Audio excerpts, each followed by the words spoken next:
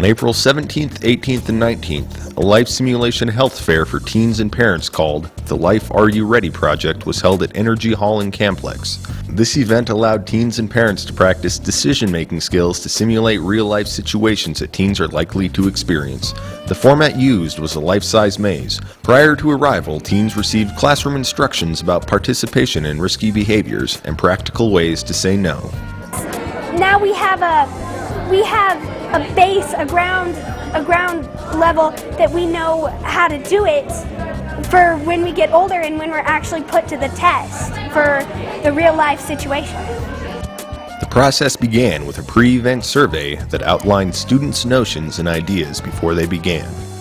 Once they entered the maze, participants chose from several pathways that led them to graduation. There were several scripted scenarios that were played out by actors from the CCHS Drama Club, National Honor Society, peer players, and the Campbell County Fire Department Fire Cadets.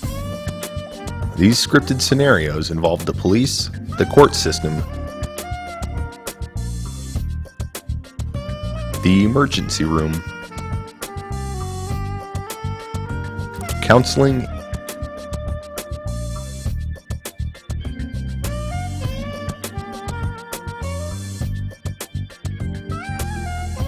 and even death.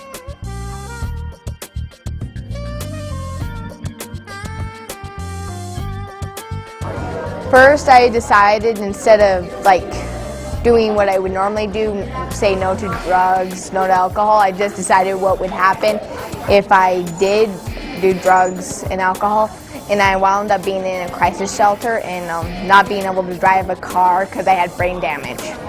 Well, when we got here, it was kind of freaky because we got to go to the party, and it was scary because everybody was just walking up to you drunk already, and they were asking you if you want anything, and it was just freaky because all we wanted to do was run away, don't want to be there anymore.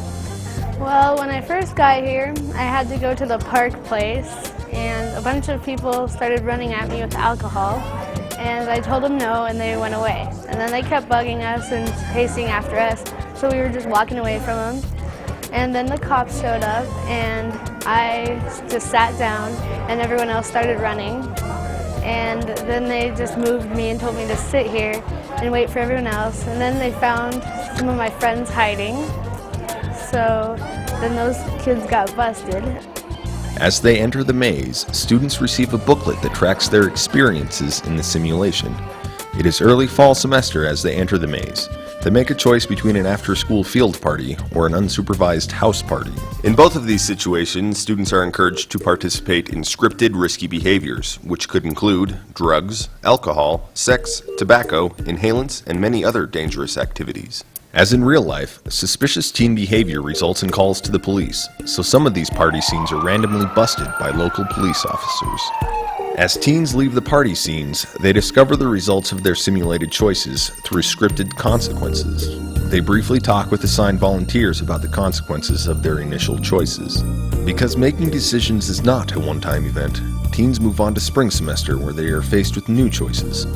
Here they can choose between an unsupervised party at the lake or a parent-supervised party. This stage follows the same format as a fall semester scenario, in that each teen receives a set of consequences, either good or bad, then follows a pathway to the final section of the maze. Here the students review their choices with nurses, probation and diversion officers, EMTs, or school counselors. The finale for each student is a photo taken in front of a background showing what happened to them. Here you get to experience what you're doing, and in classroom you just read about it or the teachers tell you what they're doing. You can actually experience what happens, so what's going to happen out in the real world. In the classroom you can't, they just teach you what's going to happen, but you don't really comprehend what's going on until you actually see what it's like. Well, you get the experience of what will happen, or I guess what might happen if you get caught in an incident like that. Well, in the book, it just tells you what to do, say no if they ask you to do drugs. In this way, it puts you on the mind, you actually are in that pressure spot, peer pressure, and you get to make the decision whether or not to drink, smoke, and stuff. And I think it's better going through a maze and obstacles and stuff because it really puts pressure on you instead of just reading about it. All Life Are You Ready participants completed surveys which were evaluated by professional statisticians to determine the level of the event's success. The overall goals of Life Are You Ready are to increase awareness of the consequences of teens' behaviors and choices, decrease a teen's motivation to participate in risky behaviors, and to provide an activity that promotes dialogue between teens and parents, as well as a situation to practice the skills that they learned in school. When we do a project like this, you get to physically try and know what to do when you're put in that situation.